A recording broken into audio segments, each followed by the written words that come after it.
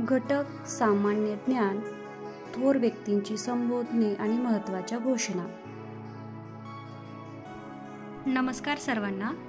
Studies corner या YouTube चॅनलमध्ये तुम्हा सर्वांचं पुन्हा एकदा स्वागत. आज आपण सामान्य ज्ञान याविषयी माहिती पाहणार आहोत. तर या घटकामध्ये आपल्याला काही थोर व्यक्तींची संबोधने म्हणजे त्यांना आपण कोणत्या नावाने संबोधतो याविषयी माहिती पाहणार आहोत. सुरुवातीला 1 नंबर, हे बघा, मोहनदास करमचंद गांधी यांना आपण कोणत्या नावाने संबोधतो तर महात्मा म्हणजे महात्मा गांधी. बाळ गंगाधर टिळक म्हणजे लोकमान्य या नावाने संबोधतो त्यांना. जवाहरलाल नेहरू यांना पंडित म्हणजे पंडित जवाहरलाल नेहरू. दादाभाई नौरोजी पितामह. डॉक्टर बाबासाहेब आंबेडकर यांना कोणत्या नावाने संबोधतं तर भारतीय राज्यघटनेचे शिल्पकार. ज्योतिबा फुले महात्मा ज्योतिबा फुले. सुभाषचंद्र बोस नेताजी सुभाषचंद्र बोस. वल्लभभाई पटेल सरदार वल्लभभाई पटेल. रवींद्रनाथ टागोर गुरुदेव रवींद्रनाथ टागोर. विनायक दामोदर सावरकर तर त्यांना आपण स्वातंत्र्यवीर या नावाने संबोधतो. तर यावरही तुम्हाला परीक्षेमध्ये प्रश्न विचारले जातात, त्यामुळे हा तक्ता तुम्हाला पाठच करून ठेवायचा आहे.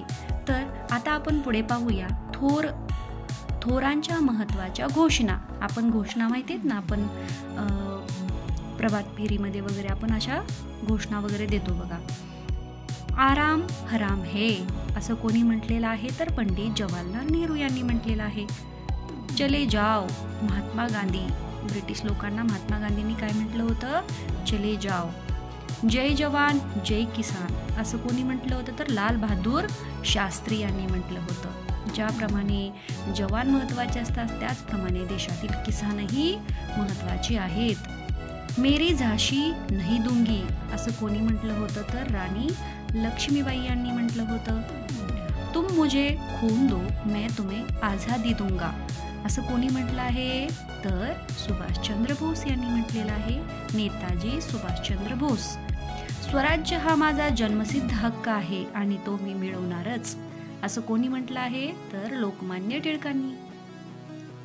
जय जवान जय किसान जय विज्ञान असं म्हटलं आहे ते म्हणजे अटल बिहारी वाजपेयी यांनी. म्हणजे विज्ञानाचंही महत्त्व आजच्या जगामध्ये खूप वाढत आहे. त्यामुळे जसं लाल बहादूर शास्त्री काय म्हटले होते जय जवान जय किसान, तसं अटल बिहारी वाजपेयी म्हटले जय जवान जय किसान आणि जय विज्ञान. हाही तक्ता तुम्हाला पाठ करून ठेवायचा आहे.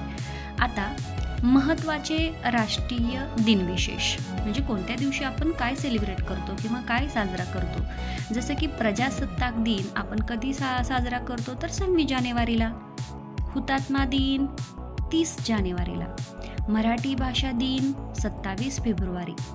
स्वातंत्र्य दिन 15 ऑगस्ट. शिक्षक दिन 5 सप्टेंबर. बाल दिन 14 नोव्हेंबर. महिला दिन 8 मार्च आणि पर्यावरण दिन 5 जून. तर हे काही महत्त्वाचे दिनविशेष आहेत आणि तेही लक्षात ठेवायचे आहेत तुम्हाला. आता सुप्रसिद्ध व्यक्ती.